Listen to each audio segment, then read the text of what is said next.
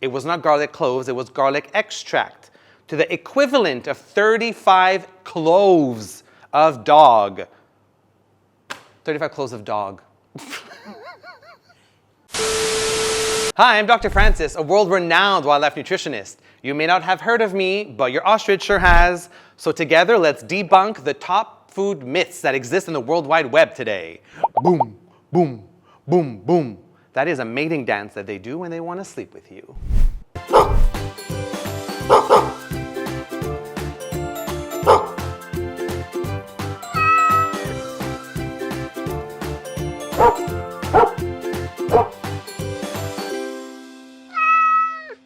The number one myth we absolutely need to debunk, and I'll be on the same page, is garlic. I have enough of people telling me, what do you mean, garlic is toxic? No, it is not, and we're gonna explain why. So in the year 2000, these very brilliant Japanese scientists thought, hey, let's give a bunch of garlic to dogs and see what happens. So they gave garlic extract. It was not garlic cloves, it was garlic extract, to the equivalent of 35 cloves of garlic to a dog. This is an insane amount of garlic cloves for any dog, big or small. But let's go on with the study. So they gave this amount of garlic, and how many dogs died in the study? 0. No dogs died. And then they took blood samples, and they're like, whoa, what happened here? And they saw some microscopic changes in the dog's red blood cells. Now, again, these were microscopic changes. They didn't see anything that was actually important, but they thought, well, this change is weird. So if we give more garlic extracts, more thiosulfate, which is the active ingredient, then maybe it would be bad for them. Therefore, garlic is toxic. Boop. And then that, of course, blew up because at that point, a lot of garlic was used in pet food. So everything, all the formulas had to change and blah, blah, blah. But they were also under a lot of scrutiny based on these results. So they redid the study 4 years later, and then they actually reversed all their findings. They found that actually it's not toxic, and in fact, there's a lot of health benefits to feeding garlic to dogs. If you look at the AAFCO manual, which is an international standard of pet food based in the USA, they have a huge list of approved ingredients that can be used in pet food, and guess what? Garlic is in there. So if the AFCO says that it's there, if the research is now saying that it's completely safe and actually good for dogs and cats, then what are we fighting about? For there to be any slight start of an issue, your golden retriever would have to eat 35 cloves a day. That would never happen. So we do know that some breeds are a bit more sensitive, like some of the Japanese breeds, and especially cats are more sensitive as well. So dosing is important, but it is not toxic. There's a difference between too much of a good thing that causes issues versus toxic. So for dogs and cats that are less than 5 kg, you're gonna wanna give just 1/4 of a clove a day max. That's great.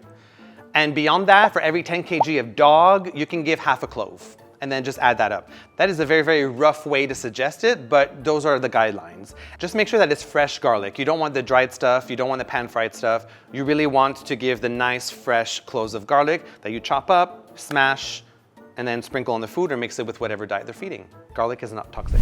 Number 2, avocado. So avocados do have some toxic compounds, but they're found in the skin and in the seed in the middle. The meat itself, the flesh, is completely safe and actually has some nice variety of fatty acids in there, as well as lots of minerals and vitamins that are hard to find.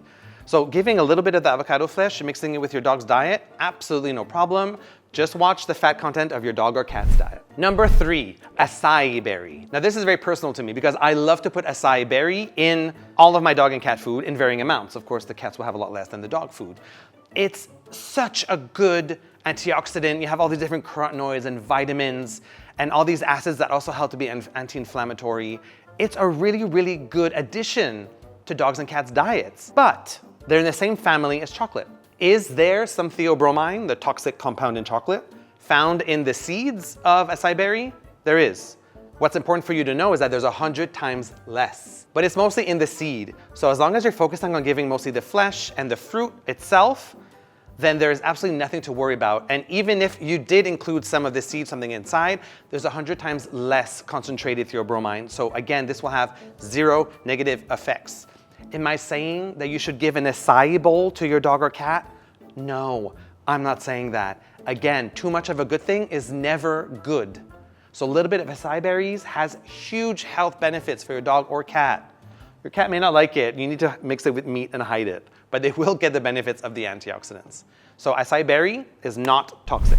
Number 4, mushrooms. If you subscribe to this channel, you will know that I have a slight obsession with mushrooms. They are amazing for your dog or cat. If you can eat the mushrooms, so can your dog and cat. In fact, they have all these health boosting compounds. We know a lot of them have compounds that directly fight and help to prevent cancers. Why would you not want to give this to your dog or cat? I think it's a weird concept of feeding mushrooms to your dog or cat, which is why most people seem to be apprehensive. But if you can eat it, so can your dog or cat. It's that simple. If it's poisonous to you, like these magic forest mushrooms, they will be poisonous to your dog or cat. Do not give those.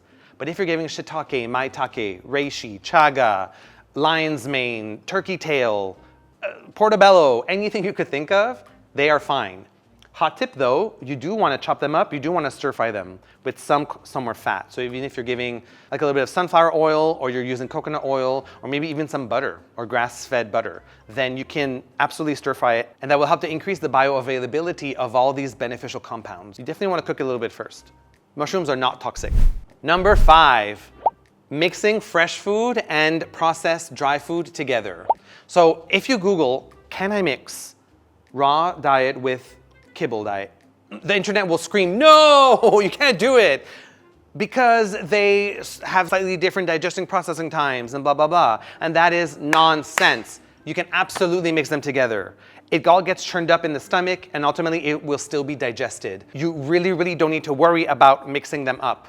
In fact, if you were to mix them together, the more protein, then the dog's stomach and the cat's stomach will automatically adjust and produce a little bit more acid.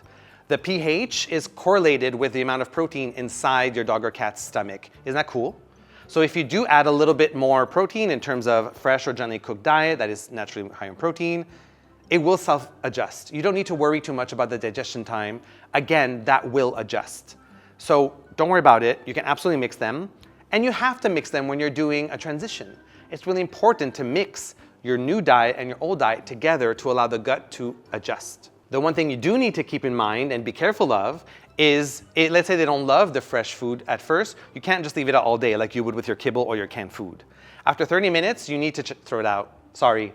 I know it's a waste, but again, that's why you need to do a planned transition to make sure that they like the new diet, they digest it well, and they eat it within 30 minutes. And then don't forget to wash your bowls, because that's raw meat. Number 6, nuts. Now this makes absolutely no sense to me. Why would there be blogs saying almonds are toxic to dogs? I don't understand. Choking hazards are not toxic. They are a choking hazard. Can your small dog choke on a walnut? Yes, it can. Should you cut it up into 4? Yes, you should. Does that mean it's toxic? No, there's no toxic compounds in there. So I think we're using the word toxic a little bit too liberally, and I think a lot of us like Britney Spears, and we're just thinking it's toxic. Well, that's not the case though. All of these things may be choking hazards, but they're not toxic. In fact, nuts and seeds are amazing sources of minerals and fatty acids for your dog and cat. Yes, chop them up small, grind them, whatever, sprinkle them on the food. Do not think that they're toxic. Don't be scared, they're fine. Well, I hope that these 6 myths have now been debunked and busted, and they're dead and they're buried. I don't want to talk about them anymore. Never again.